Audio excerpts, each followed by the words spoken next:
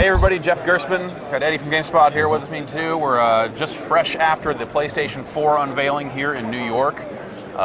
Pretty exciting show. Eddie, what'd you think? I mean, there were definitely a handful of surprises, and we did finally get to see that PS4 is in fact real, right, and that it's coming holiday 2013, which I wasn't quite sure. I mean, it's not a date, yeah, but it's a window. Season. Yeah, absolutely. Yeah. So, but they didn't, didn't go into price, didn't go into specifics on the date, didn't show the form factor. No, not that at all. That's a big question. I would have actually expected the box to be here before some of the other stuff that they showed, but they went deep on like the interface, like the features of the interface and kind of the social aspects of the console. And the fact that it's all going to be, that stems from the architecture. It starts there and it builds outwards from there, and they are taking it very seriously. Yeah, they're spinning it as kind of like, hey, we went and talked to developers about what they wanted out of a console, and this is what they came back with. I mean, it really seems like a big reaction to a lot of the biggest complaints about the PlayStation 3. It was developed without kind of the ubiquitous voice chat that the 360 enjoyed. The front end clunky at times. Patch installs and firmware updates and all this other stuff. It seems like they're very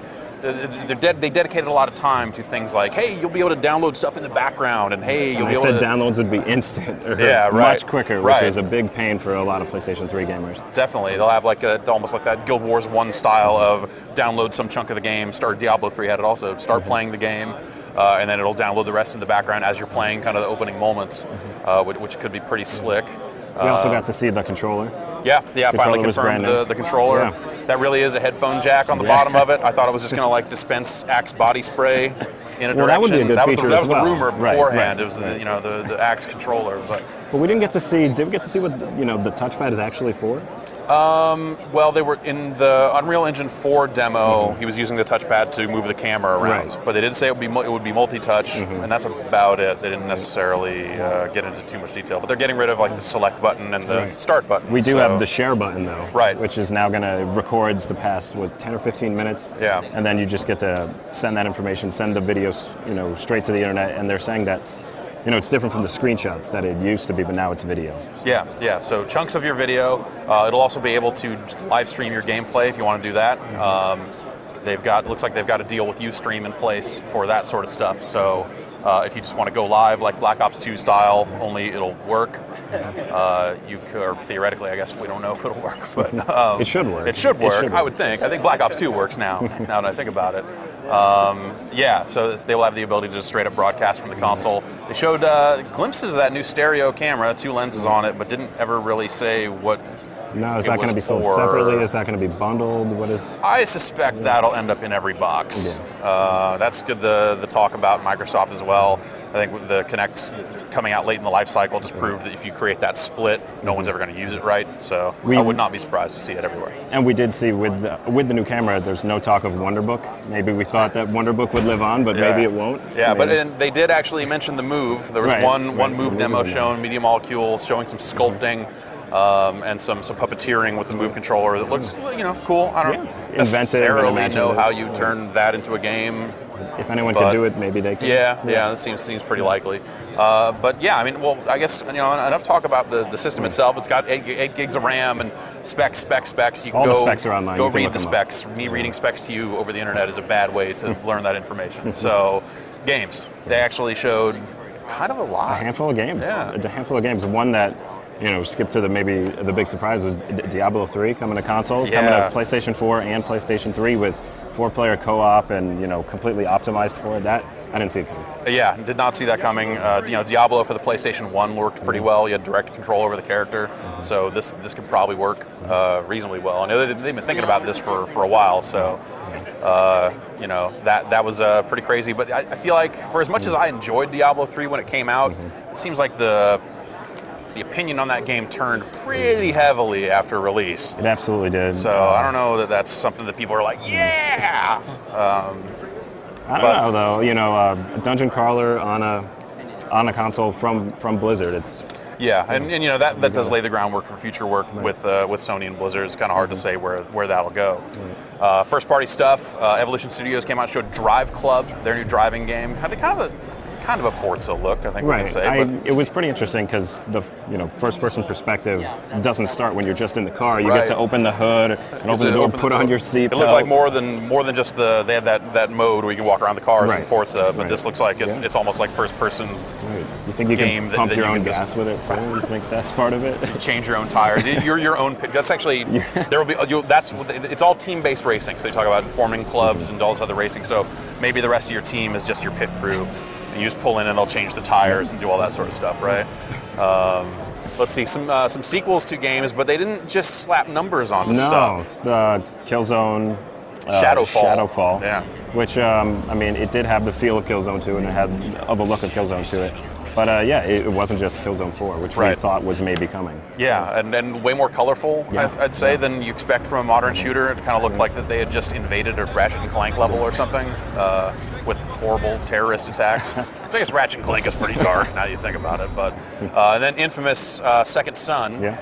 Which they put Second Son first and then threw the Infamous up there at the very end to remind you, like, hey, we make Infamous. Yeah. It is also an Infamous game. Right, yeah. And I guess that'll, new character or characters. Same kind of powers, in a way. Yeah. It reminded me very much of the first two games. Weirdly enough, it reminded me of Prototype. But I guess that's just been a constant confusion between those two games all along, right? Gosh, what else? We didn't see anything from Naughty Dog. Yeah, nothing from Naughty Dog. So they do have a team. They have a team. Gosh. Nothing from God of War. No Santa Monica stuff. Oh, the Japan studio game that Mark Cerny's directing. Blanking on the name. It starts with a K. Knack. Sorry. Knack. I had it like a second ago. Knack.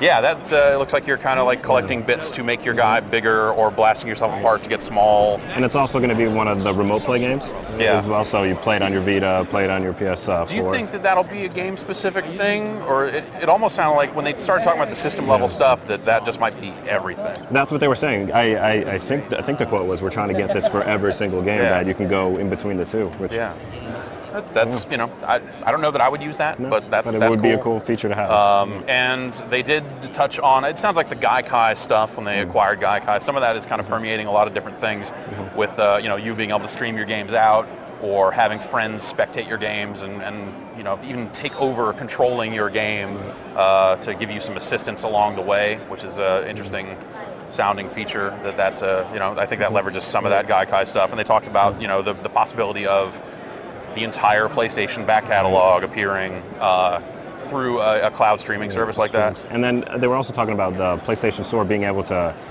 stream the games before you buy them, which I think would be a big thing for players there. Yeah, I think that's one of those things that, so like the concept there would be that they will try to predict what you're going to buy next and just download it for you, and then when you buy it, you already have it. It's interesting. It's one of those things that I'm sure they will have to put controls in to disable it because some people are on metered bandwidth and all that sort of stuff. They would just never do that. But that sounds like an outgrowth of the way PlayStation Plus auto downloads patches and stuff like that. So that could be pretty cool if it comes together properly. I think it could. Yeah, it's it looks pretty cool. Well, they got into some third-party stuff. Let's run through that real quick here before we get going. We saw Watch Dogs. Watch Dogs looks finally official. Yeah, we saw a new kind of gameplay trailer, for it, which was similar to the first one. But. Yeah, similar in scope for sure. Look kind of cool. Deep Down from Capcom, which that's just a Dragon's Dogma game, right? That's DD, all that stuff. They got a new engine that they're working on for that is, I guess, an outgrowth of the MT Framework engine that they already use. Dragons, that's Japan's got dragons. Dragons are always great. Dragons are always great. We got Bungie's Destiny.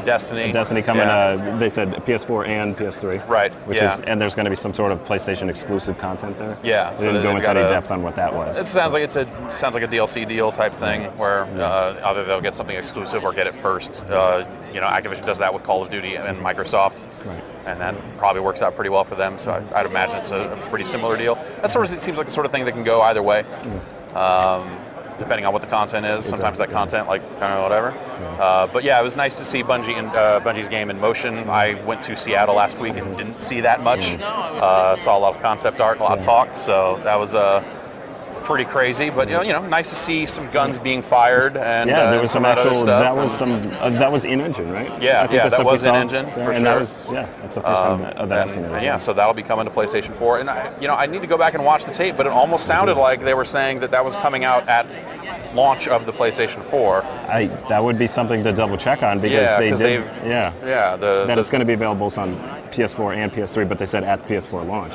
Yeah, but they've previously said, you know, in their fiscal reports that they're not expecting Destiny for 2013. Right. But maybe the wording on that is such that, like, we're not expecting Destiny for current generation consoles. Right. Yeah, maybe there's something there. You know, if you're expecting something, and right, to actually happen. I don't think that they can get away with lying to their stockholders. No, that doesn't seem likely. But unannounced console stuff, maybe there's a way to get around that. But that sounds like it's about it. Anything? I think that's everything we saw. Yeah.